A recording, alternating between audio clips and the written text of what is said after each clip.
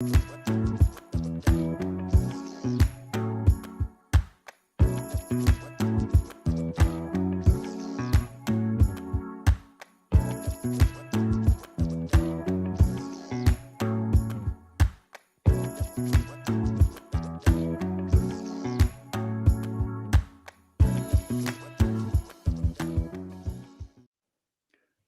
did it! Welcome to the premiere episode of It Just Means More Softball as part of the Softball America Podcast Network. It is the official SEC softball podcast for Softball America. I'm Gray Robertson. My out-of-the-box partner, Tom Canterbury, sits on the screen with me as well. How are you, Tom? I'm great. Thanks for having me on. As always, it is so great to be on the It Just Means More podcast, an extension of what we do on Out of the Box, and we are going to really get into a lot of stuff in the SEC. Yes, if you're curious, the Out of the Box podcast will remain the same. We're still rocking and rolling, but the advancing to first segment is basically what we're doing here. We're going to talk about the SEC. We're going to dissect opening weekend. We're also going to have guests coming up in just a little bit. Missouri head coach Larissa Anderson will join us. Her Tigers were off to just a rip-roaring start down in Clearwater at the NFCA Leadoff Classic. But Tom, we're going to start off with some quick hits here on It Just Means More Softball.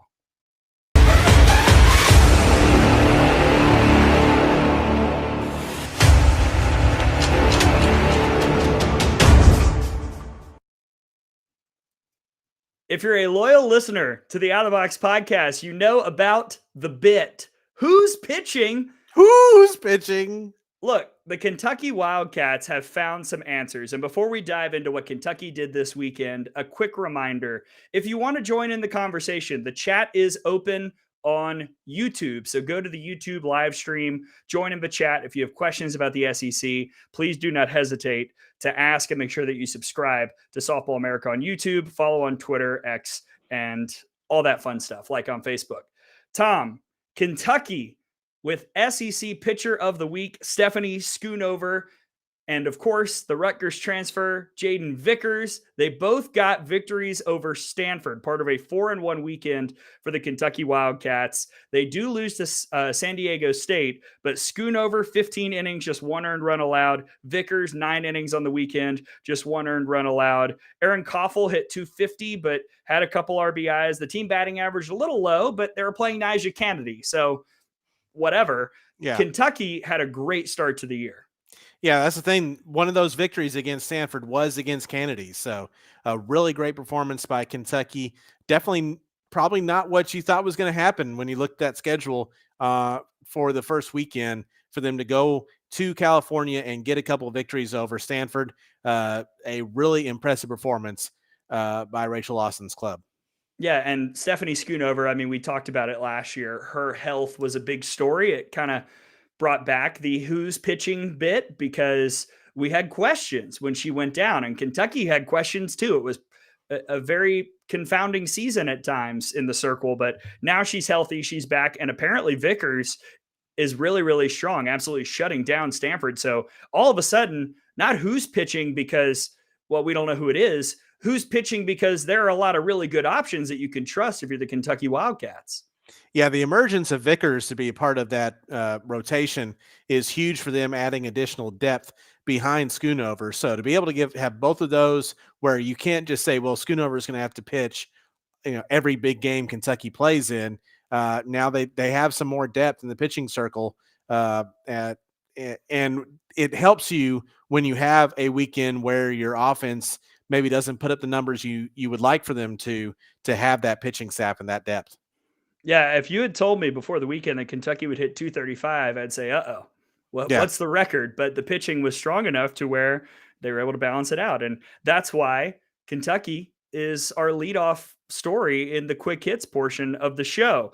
Now, next we have to talk about Arkansas. A bit of a sloppy weekend for the Razorbacks. They did finish off their trip down to Florida with a loss to Penn State, 3-2 in extra innings. Team batting average of 306. Reagan Johnson was really strong, hit 500, 10 of 20. Nia Carter, as good as we thought she'd be. Bree Ellis hit it well, but a little surprising to see Arkansas not well, for the SEC this weekend, quote unquote, struggle. But the team ERA is presently last in the SEC at 231. It's not a bad number by any means, but I'm surprised that it's Arkansas down there at the bottom. Yeah, we knew Arkansas was going to have the offense. It was whether or not the pitching staff was going to be able to hold up their end of the bargain, and struggling a little bit here on opening weekend. And the loss to Penn State. Penn State had a great opening weekend overall. They were undefeated. So maybe it's more about maybe Penn State's better than we were thinking they were going to be. But at the same time, I think that might be in a weekend that saw a lot of surprising results. Penn State over Arkansas might have been the most surprising. Yeah, that was right after Arkansas struggled to put away Michigan State. That was a 6-5 win for the Yeah. Razorbacks. And, none of this, it's opening weekend, guys. Yeah. None of this is cause for pressing a panic button. Just like you said, Tom, surprising. I was surprised to see Arkansas struggle. Yeah. I mean, that certainly doesn't mean that Arkansas is going to be under 500 this year or anything. They had a weekend. It's fine. Don't be rational, Tom. I'm That's sorry. not allowed. Not on the SEC podcast. We can't do it. Of course not. It just means more. It does. I mean, it just means more softball. Shrug, head tilt. I mean, that's it. Sure. All right. So there was some craziness down on the plains as we move on to Auburn. I wrote down rain shenanigans in Auburn. So the Tigers played Virginia Tech. It was 1-1, leaving regulation. They go to the 8th, and the Hokies put up a 7 spot. Okay, that's eye-opening. Auburn beats Belmont. Then the Tigers play Virginia Tech again. Virginia Tech has a 9-5 lead in the 7th, but rain causes the game to be delayed and then eventually called, and the score reverts back to the previous inning, which leads to a tie. So 5-5, your final score, Virginia Tech and Auburn. I mean, yes, the 7th inning statistically did not happen, Tom, but we were tracking it on stats. And for Auburn, just a surprisingly meh weekend all over the place. Yeah, and just the late inning issues that they're having with giving up those big innings. It was the 8th inning, giving up a 7 spot in game 1 against Virginia Tech. Game 2, it ended up not counting, but in the 7th inning, giving up the 4 runs. I think that might be a little bit more of a cause for concern because, one, you're playing a team that I would probably equate in where they fall in their conference. The ACC, Virginia Tech, probably upper middle of the pack with capability of beating anybody. Same thing goes probably for Auburn for the SEC. So I think it was a little bit of a struggle, especially being at Auburn, to not being able to get at least one of those wins. The chat is open. We have some people checking in. Hello. Hi. We also have some Big 12 fans checking out their future home. Hi, Hello. Sooners and Longhorns. We welcome you. One more note on Auburn. 14 runs allowed, only 6 of those earned, Tom. So not only were they committing errors, they had 4 of them opening weekend, but the joking stat we always reference, points off turnovers, they were allowing a lot of unearned runs in this first weekend in only 3 games. I'm not sure what their time of possession was, but their points off turnovers was not a good stat for them. And that's you got to be clean, especially playing the higher ranked teams in week 1. You're looking for clean softball, and Auburn did not give it here this weekend. Not at all. Matty Pinta, 16 strikeouts and 11 2/3 innings of work, 7 runs allowed, only 3 of those earned. So something to watch going forward. Auburn will head to Puerto Vallarta this weekend. You can't strike everybody out. When they put it in play, the defense has to help you out. That's true. Some people have tried, but you cannot actually every time strike everyone out. So let's move on to Tennessee, who found some late heroics from Destiny Martinez in game 1 of 2 against Baylor, a pinch hit 2-run homer with 2 outs. On the first pitch of the at-bat, Destiny Rodriguez sent it way out over center field for her first collegiate home run. Madness. Tennessee wins 3-2 in Waco, and then Lady Vols run roughshod over Baylor 9-1 in run rule fashion in the second game. So a strong start for Tennessee. Riley West, your SEC player of the week after hitting 714 with 6 RBIs. Yes, it's pretty good. Yeah, and unfortunately didn't get to see game 3 because it was washed out, but you're going to have to be able to win different types of games if you're going to go to where Tennessee wants to go this year, and to be able to win a close one and then a blowout. I think that's a really good start on the road, in addition to what they did at Arlington the day before. I think that's a really good start for Karen Weekly's squad. Riley West just gangbusters out of the gate. That's an excellent team that is going to win a lot more games like this.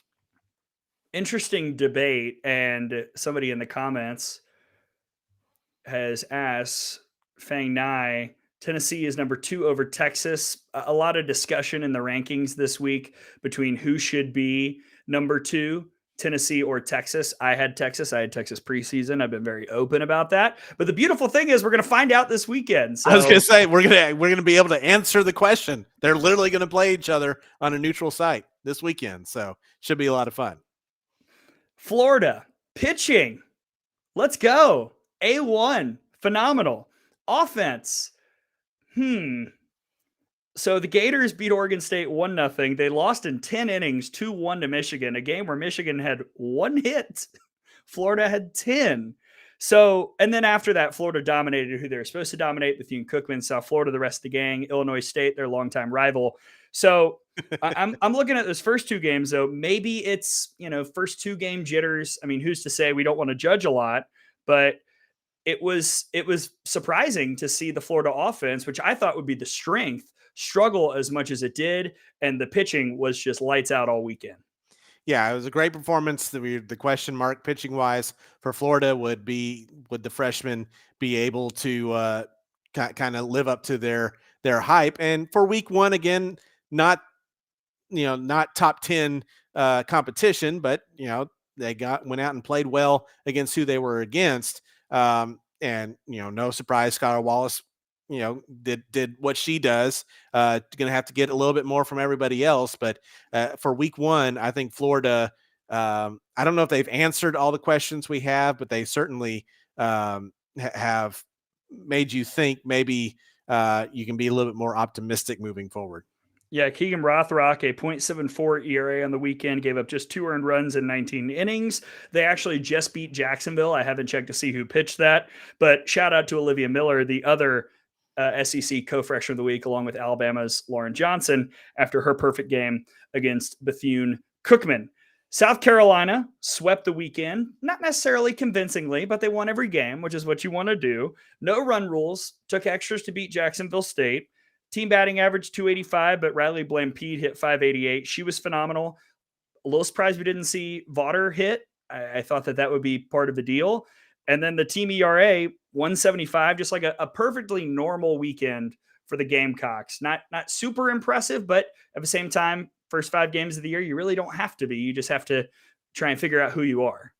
Yeah, and I mean, it's a home tournament to start things off, first weekend.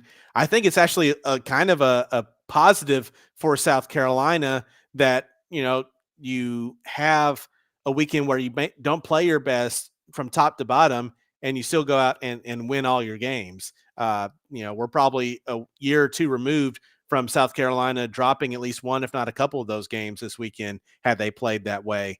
But they found ways to win. Vaughter looked good in the circle. Yeah, I think the biggest surprise and question we'd have moving forward was the fact that Denver Bryant was not in the lineup for them, and Vaughter not hitting. Was expecting to see that. So we'll have to see where that goes moving forward. Yeah, shout out to the freshman, Sage Marjetko, who actually led the team in innings opening weekend, trying to get her feet wet a little bit. 15 innings, gave up 5 earned runs, 6 walks to 15 strikeouts. Now, we're not going to talk a ton about the Alabama Crimson Tide. If you want to hear a very thorough, detailed explanation, check out the Out of the Box podcast. But Tom, I did want to make sure that we mentioned the Alabama defense, because while every facet of Alabama's weekend was strong, certainly in flashes, I thought the defense was overall as consistent as anything maybe we saw in the conference. I mean, Alabama's defense was shut down all over the field in Atlanta. Yeah, over 5 games, only 1 error, and that one was a 50-50 call from the scorekeeper, whether or not that was going to be an error or not. But Overall, just a great performance. Several SEC, several Sports Center top 10 catches. You have Larissa Pruitt, who in game number 5 was a defensive replacement, make a grand slam stealing catch, which turned into a double play. We thought at the time it was a triple play, but it actually got the third out was overturned, saying that the runner did tag up. So with that, went from a grand slam to a possible game-ending triple play, and you could make the argument that wasn't the best catch Alabama had that weekend. Lauren Johnson had one or two that were outstanding. Her older sister, Jenna Johnson, had tremendous ones as well. So I think the outfield especially was just absolutely locked down defensively. And when you have pitchers that were doing what they were doing, sometimes the opportunities are few and far between for the defense to actually make plays. So, that they stayed in the game, didn't have any issues there. And I was really impressed with Alabama defensively all weekend. Quick comment in from Gamecock fan 23. Denver was injured. Okay, great. I had asked and I hadn't been able to find an answer. So that explains why we did not see Denver Bryant opening weekend. Good to know. Thank you to our viewer/listener, Gamecock fan 23. And if you're listening to the audio version of this, come catch us live. You can join the conversation. It's fun times. Fun times had by all. We're just a couple minutes away from being joined by our big bopper for this episode. But as we continue with the quick hits, LSU shutout opening weekend. Just great job by the entire pitching staff, which is to say everyone who started and completed a game. 5 complete games from 5 separate pitchers: Kelly Lynch, Raylan Chafin, Emma Stroud, Emily Casanova, Sydney Berzon. 5 for 5 in complete game shutouts, Tom. And interesting, because a lot of things that we'd heard about Kelly Lynch in particular was all about what she was doing offensively for LSU in spring practice. Everybody's talking about, that she was going to be a huge part of the lineup, and weren't talking as much about what she was going to do in the circle. And I thought that was a little bit surprising, because I think she's going to be a very big part of this LSU pitching staff. And the fact that she had one of those complete games, I think kind of really bodes well for LSU moving forward. Team hit 370. Taylor Pleasance, 13 RBIs on like 4 hits. Why is it that Taylor Pleasance always seems to do that? Just every time I look at the stats, it's like a million RBIs on like 11 hits. Right. Well, it's not always about the number of hits. It's when they happen, and they go well when Taylor Pleasance is doing such things. Georgia, good job. All right. Yeah. Well done. That's what you're supposed to do. Yep. You beat South Dakota, you beat Murray State twice, you beat Purdue twice. One of those was a run rule. Everything else was like those close games that aren't actually close. The score is close, but it felt like Georgia was in control. Team batting average maybe a little lower than you would want to see against that competition, but the team ERA incredible at 0.42. Backus, Kerpix, Walters, they were all excellent. And Kuma hit 750. Like, even though it was not Georgia's best performance this weekend, I leave no less confident in what the Bulldogs can accomplish. There were no performances that like were eyebrow raising in a negative way either. I mean, it was just, you went in, took care of your business in a frankly kind of weak field in your opening tournament.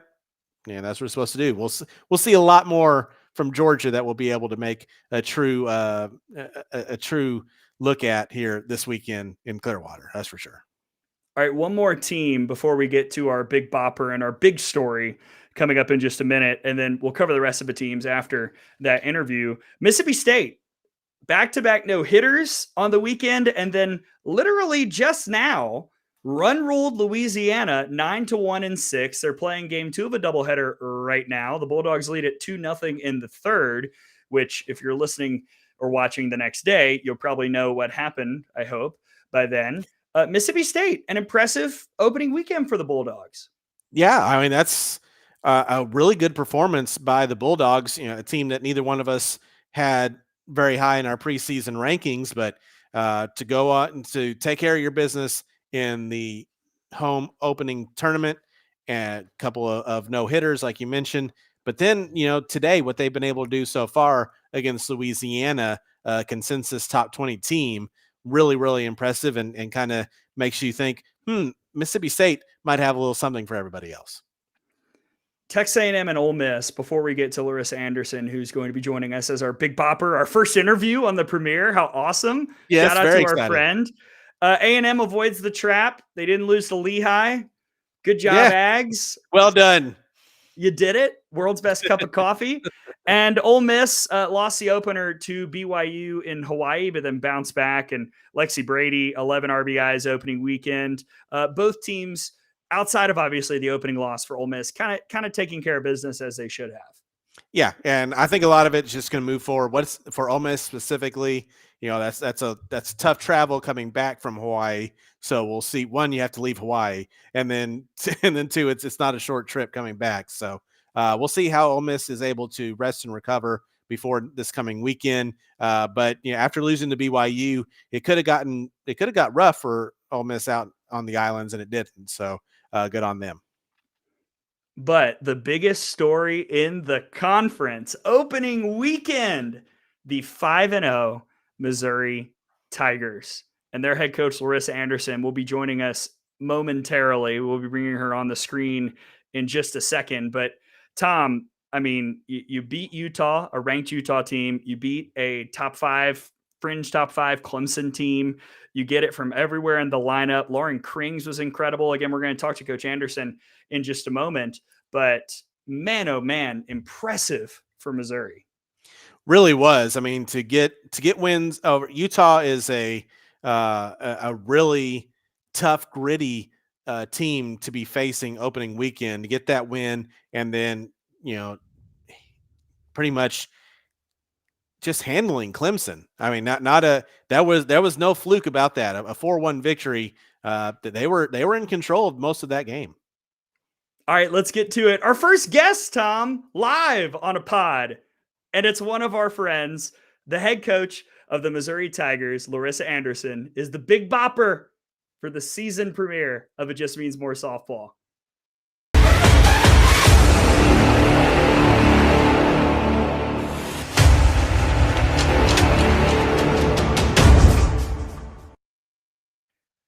And here she is, Missouri head softball coach, Larissa Anderson. Coach, good to see you. How are you?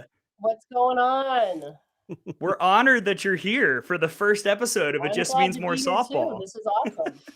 This is good stuff. Well, thank you, Coach. And look, congratulations on just a phenomenal opening weekend.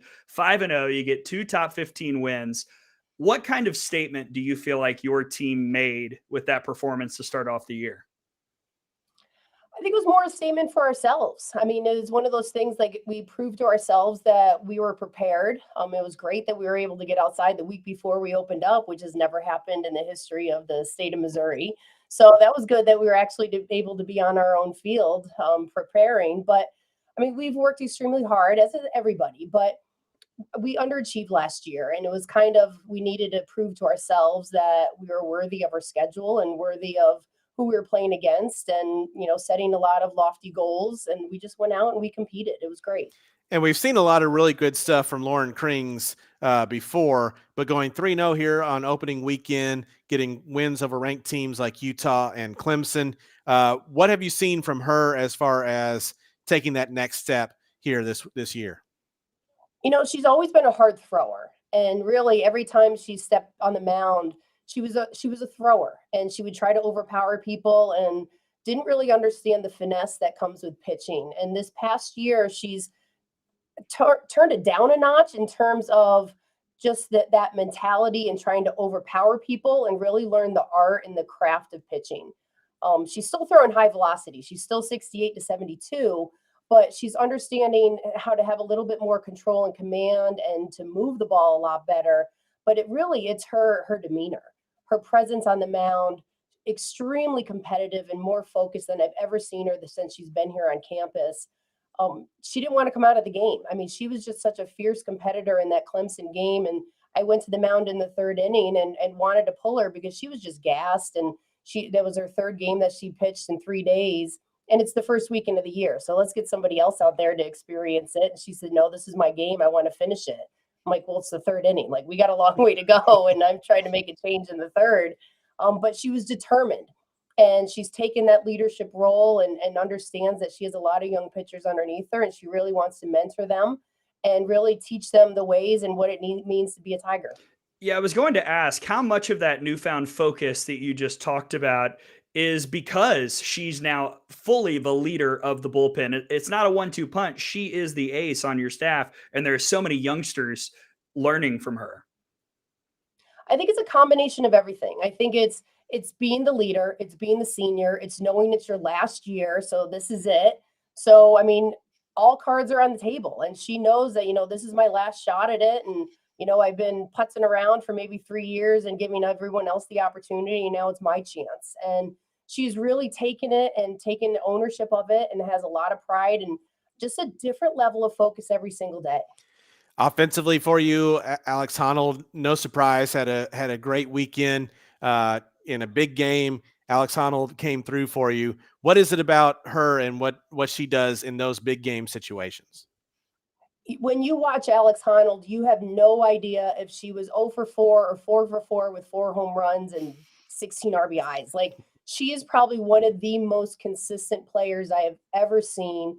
The team tries to get her to crack a smile. She won't. She is just like completely stoic, but just so consistent with her behavior and her approach at the plate, and takes every single pitch as though it's probably the most important pitch. She expects to get a hit every single time, but doesn't get too high and too low. She's just so unbelievably consistent and takes what the game gives her.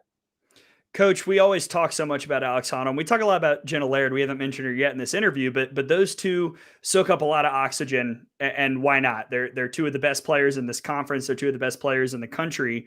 But out of everybody else that you saw opening weekend, who showed you a little something extra to start off the year? I have a lot of faith in Madison Walker. She was a freshman batting in the 3-hole, and her numbers don't say that she was extremely productive, but she was. And for her to bat around Cara Daly is going to protect Cara Daly a little bit more. And then Julia Crenshaw really came on board, and she's been having really, really great at bats all preseason long. She's elevated her game. So I think those two surrounding Cara Daly are going to add to our lineup and give us a lot more depth. And I'm real excited for Maya Dodge. She's a transfer that we have that came in from Northern Iowa.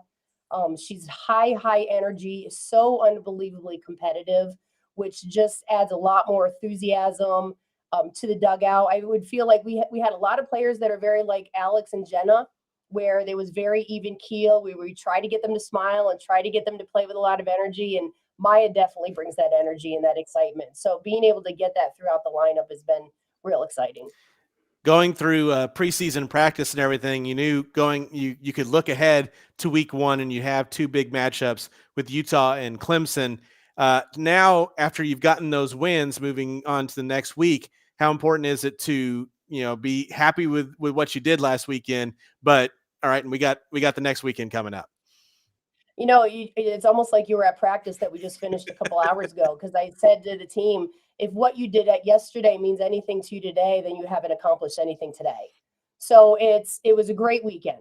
And then really that's all it was. It was a great start. It was a great weekend. We got about 49 more games to go in the regular season. So we got to go out and we got to really focus on this next weekend and what we need to do every day in order to get better. And it doesn't matter who we're playing. Like, we don't care who the name is across their jersey. We're evaluating Mizzou softball and what Mizzou softball needs to be in order to be competitive and to make a run in the SEC and then eventually the NCAA tournament. Larissa Anderson is our guest here on It Just Means More Softball, the premiere. And Coach, one of the things I appreciate about you is your passion for the sport, your passion for so many things. But in particular, when we talked to you over the summer, or I guess over Christmas, I forget what time is, your passion for the up to New York. For the people that aren't aware, who haven't heard you talk about it, let the world know why you're so excited about the Tigers coming to the East Coast. I am. This is like a bucket list trip. I'm from New York. I coached at Hofstra University on Long Island for 17 years. And when I came to the Midwest, I realized that a lot of these players in the Midwest don't take family vacations to New York. I mean, not many do, but they don't. And here we have an opportunity, our SEC schedule. We have a bye weekend that partners up and bellies up to our spring break week and on academics and campus at Mizzou. So we play LSU at home. That next Monday morning, we are jumping on a plane and flying direct into LaGuardia Airport. We are going to stay in Manhattan. So the whole team is going to be in Manhattan, Times Square, Statue of Liberty, Empire State Building. We're going to head out to Long Island and play Hofstra and Fordham in a doubleheader at Hofstra, which is going to be so cool for us to go back to where my roots started. And we have 3 Long Island players that are going to be able to play in front of their hometown crowd. We're going to tour New York City all day Wednesday. And then we're going to head down to Virginia and play George Mason on that next Thursday and see Arlington National Cemetery, the entire state capitol, the White House, the mall, you name it. We're going to see the entire DC area. And then we're going to head up and play Villanova and Philadelphia and see the Liberty Bell at the same time and then fly back home. But it's part of my passion to be able to give our players an opportunity to see different parts of the country that they wouldn't normally see. And it just fits in perfectly with our bye weekend and having spring break, so we're not missing any school. That just sounds amazing. Yeah, I'm so excited. Like, we have it lined up, like we're getting pizza and bagels and I mean, you name it. I was going to ask, like, all right, so when your director of ops, when she put together the itinerary, was it like, I know what pizza place we're going to, or was there like a process? It's been the must stops. I mean, we've had this list probably for 6 years that if we ever go back to the East Coast, these are the places we're going to go. So we get it all panned out exactly what stops we're hitting. Oh, man. Wow. Yeah, it's going to be awesome. Like our players have been talking about it nonstop, like, because we're going to be able to walk around Times Square. And I'm just so excited for the trip from LaGuardia Airport, driving over the bridge into Manhattan, and then them seeing what it's like driving through Times Square. Like, that experience is going to be something that they're going to remember for the rest of their lives. You could drive on the Jersey Turnpike and recreate the Sopranos intro. You could do all sorts of different things. It's going to be great. Oh, that's funny. And also play softball. And softball, well. right. And play a few games while we're at it. Yeah, exactly. Coach Larissa Anderson joining us for It Just Means More Softball. Coach, it is always so good to see you. Congratulations on a great opening weekend. But like you said, it's just opening weekend. So best of luck the rest of the year. And we're excited to watch the Tigers the rest of the season. Thanks for being here. Thanks for doing this too. This is awesome. Absolutely. Thank you, Coach. Good to see you.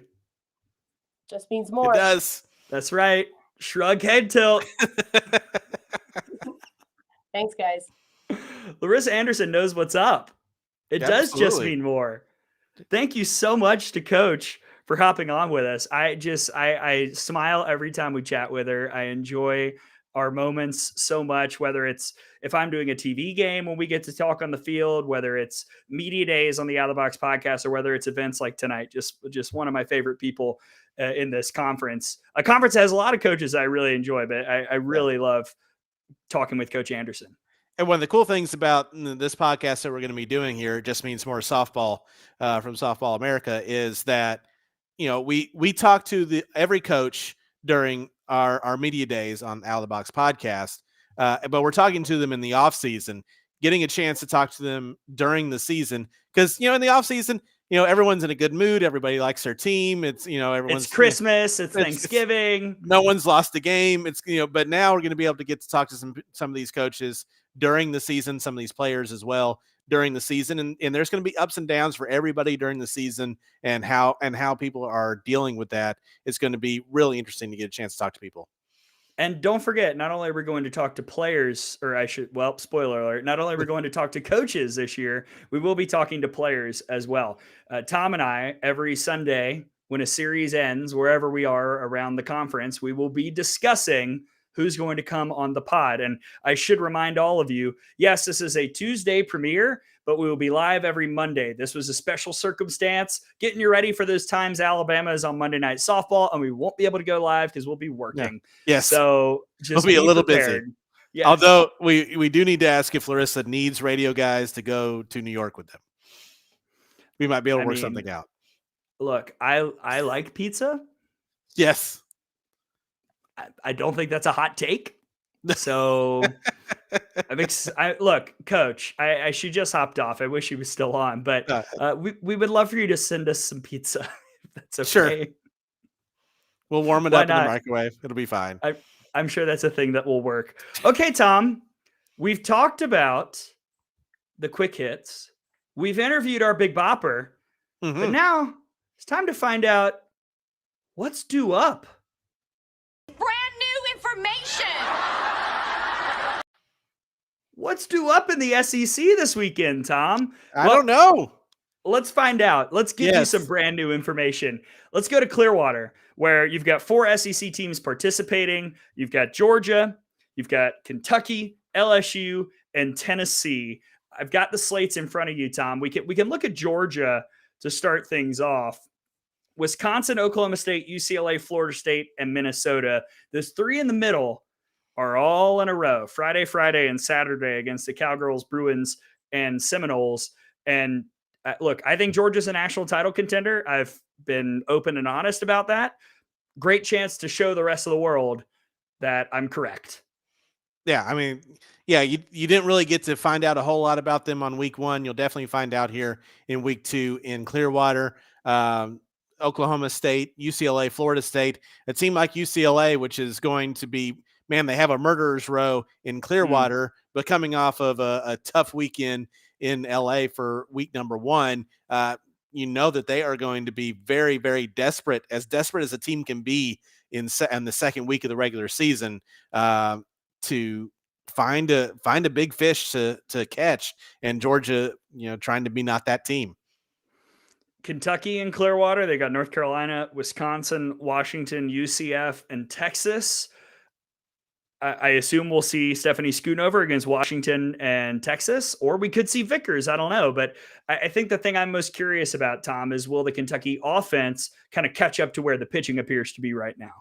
Right. I mean, both of us think that Aaron Koffel, one of the top 5 players in this league, who is going to be there to kind of protect her. And then that being said, Koffel kind of struggled in week 1. So, or I don't know if struggle is the right word, but didn't put up huge numbers.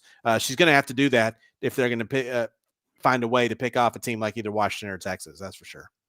LSU's got Georgia Tech, who we just saw in Atlanta. I can't wait to see Blake Nelliman against this offense. Northwestern, Oklahoma State, Washington, and then Minnesota.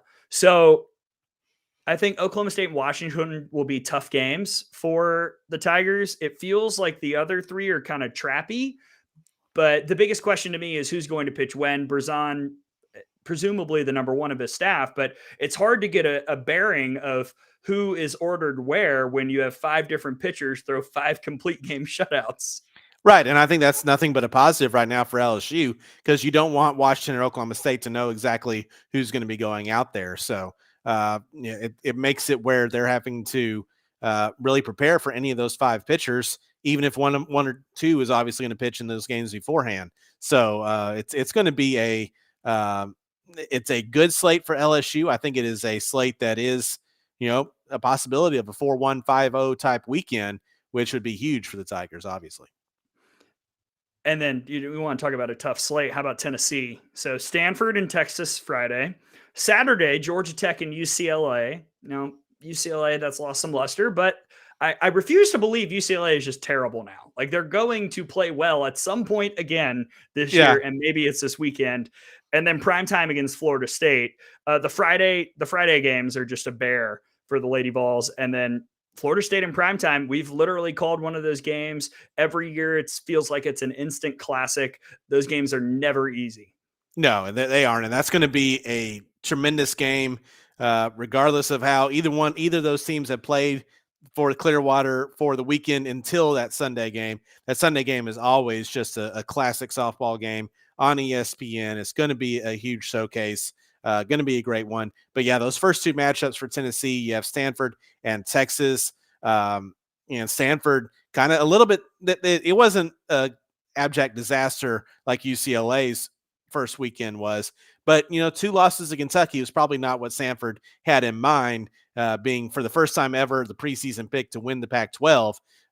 So they are going to come in really desperate for a victory and trying to knock off a big time team like Tennessee. We've got a question from the chat. If Tennessee goes undefeated at Clearwater, would you vote them number 1 based on this year's resume? I need to see how, if they went undefeated, how they won those games, and obviously what Oklahoma does, and what Texas does. Quite frankly, even though in this Scenario, scenario right? Tennessee would beat Texas, but I mean, I don't know. I think that there would certainly be a case. Like that is a real gauntlet. That's 3 top 10 teams, a team that was in the top 10 a week ago, and then another one in Georgia Tech, who I feel like is going to be a kind of under the radar sixth, fifth, sixth team in the ACC this year. I think they're going to be a tournament team, the Yellow Jackets. So it would be as impressive a weekend, whether we put them number one or not, as impressive a weekend as maybe we've seen in years if they were to go undefeated. I would say though, if you go undefeated for your first 2 weeks, and one of those weeks is Clearwater, it's Mm. hard for me not to put you number one. And the other includes 2 games at top 15 Baylor. Right. I mean, yeah, resume wise, it certainly warrants it. That's for sure. Oh no. What if that happens and we have to do the thing? But Oh boy. but but at the same time, how do you drop? Say Oklahoma is also undefeated. How do you drop the 2-time defending national champion from number one if they don't lose a game? No, I mean, you probably don't. But also, like, look, I'm not one that says they just won the national championship. They're number one until they lose again. Like, that's not how I rank personally. So at the same time, though, that would be like, Yeah, if you, come on. all right, here, how about this? If Tennessee run rules and sweeps the weekend, yes, they have my vote. I don't care what Sure. OU does. Okay. Challenge extended, Karen Right. Weekly. Well, I know in the Softball America poll, UCLA did fall out of the top 25. They're still in a couple of other of the polls, of the major polls. Like, what do they have? What does UCLA have to do to get back into the top 25 with this type of schedule? Because I'd be shocked if they are 3-2, 4-1, much less 5-0. Ooh, well, we might have Aaliyah Jordan, former Bruin, discuss that on the Pac-12 pod, The Final Swing. If only there was another pod that could discuss it. Oh man, we'll stay in our lane. Okay, It's all fine, but yeah, there's wow. a lot of fun questions. Watch out for that North Carolina game, Bruins. Okay, don't mess around here. Yeah. Texas A&M is going out west to San Diego. They've got 2 games against. Oh, someone asked if Texas goes undefeated. Look, Again, I don't know. I'm not sure. If anyone goes undefeated, they should be number one. We'll find out later. You Right. know what? Ask us next week. Ask us next week. We'll see how Yes. tight it is, because I still have Texas ahead of Tennessee, even though I would argue that Tennessee has a better quote unquote week 1 resume. To complete my thought before I got distracted by another impossible query, Texas A&M going out west, Oregon 2 times, LMU, and then at San Diego State, 2 true road games against the Aztecs. We spent very little time talking about the Aggies this week, Tom. We'll probably spend a good amount of time talking about their performance this weekend, because it's a big step up for Trisha Ford's club. And I like that they are actually playing a couple of true road games. I think that, playing totally neutral site tournaments are great, but I like, playing at least one of these tournaments that's actually at somebody's place. Alabama did it going to Georgia Tech. So you had a couple of games that are true road games, going to San Diego State, not a place Texas A&M is at a lot. So how are the players going to acclimate to being in different surroundings and playing a team that you don't play on a regular basis? I think you can learn a lot about your club. Last event, Puerto Vallarta, round 2, Auburn, Mississippi State. They're there. UC Davis, Utah, Wichita State, Clemson for the Tigers. We'll start with Auburn. Obviously, after what was kind of a, like I talked about earlier, kind of a blah week 1, this is a chance to really showcase something against teams the caliber of Utah, Wichita State, and Clemson. Yeah, and I think you see Maddie Penta go against Utah and Clemson, and we'll see what type of else pitching depth-wise they have for Auburn. And, do the late inning issues continue That was something we saw against Virginia Tech. Are they able to finish off games when they might have a lead or even a tie in the 6th, 7th inning? Can they keep things on track pitching wise? So it's going to be interesting to see what Auburn's able to do, and the fact that Clemson plays both Auburn and Mississippi State the final day in Mexico, a very interesting spot for all three of those teams. Yeah, Mississippi State, UC Davis, UC San Diego, Utah, and Clemson. And I'm so sorry to our pal Bev Smith. I forgot to mention that the Gamecocks of South Carolina are also in Mexico. They've got Utah, Wichita State, UC Davis, UC San Diego on the slate. So, Utah just playing like every SEC team that they possibly can to start the year. And, South Carolina has a chance to make a statement as well. I think Mississippi State all of a sudden, as we again look at the live stats of their second game of a doubleheader against Louisiana, Bulldogs lead it, bottom of the 5th, 2-0. Maybe Mississippi State is a team that we should have been keeping a closer eye on and will this weekend. Yeah, like I say, it's what we are seeing so far here in this conference, and why it's such a fun league to cover, is that anybody can truly beat anybody else. Tennessee and Georgia are the perennial favorites for the league championship this year, but I can make an argument, a legit argument, for 7 to 8 different teams to win the league, and anybody in the league in a one-game scenario can win in against anybody else. So there's a lot of parity in the league, and we are seeing now, it's like, say, Kentucky taking out Stanford. That's a Kentucky team that most people had 8, 9, 10 in the preseason SEC rankings, just beat the team that was picked to win the Pac-12. So they can kind of raise up and beat anybody. And these are the type of tournaments where they can really showcase that. And like you said, Tom, that's why this league is so fun to cover. That's why it just means more softball. Just does. Tom, do you have any final thoughts about the league where it just means more before we wrap? Well, just like I said, it is a league with a lot of parity, and it's really high level parity. So it means that anybody can beat anybody else on any given day. So it's going to be a lot of fun to cover all year long.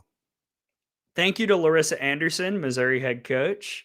Coach, you're awesome. Our first guest, just like, now Larissa Anderson is a part of history, as if she wasn't already, but now she definitely is. Bring us some pizza. Yeah. And congrats to Coach on her milestone win, her 300th win this past weekend as well. So just lots to celebrate for Coach Anderson and for us. And we look forward to the guests that we will have the rest of the year. Every Monday night, we're going live at probably 7 Central. Sometimes we might have to adjust depending on our various work schedules. But every Monday night, outside of the 2 times where Alabama is playing Monday Night Softball, will be on every Monday on this feed, the YouTube channel, the Twitter/X, wherever Softball America is. So are Gray and Tom. I like it. Indeed. For my partner, Tom Canterbury, I'm Gray Robertson. Thank you so much for tuning in to the premiere event of It Just Means More Softball. Shrug. Head tilt. Check out the rest of the amazing podcasts on the Softball America podcast network as the rest of the week rolls out. Nicole Mendez already released hers earlier tonight. We thank Nicole for allowing us to share Tuesday and hear from the rest of the gang as the week progresses. For Tom, I'm Gray. We'll see you next time at It Just Means More Softball.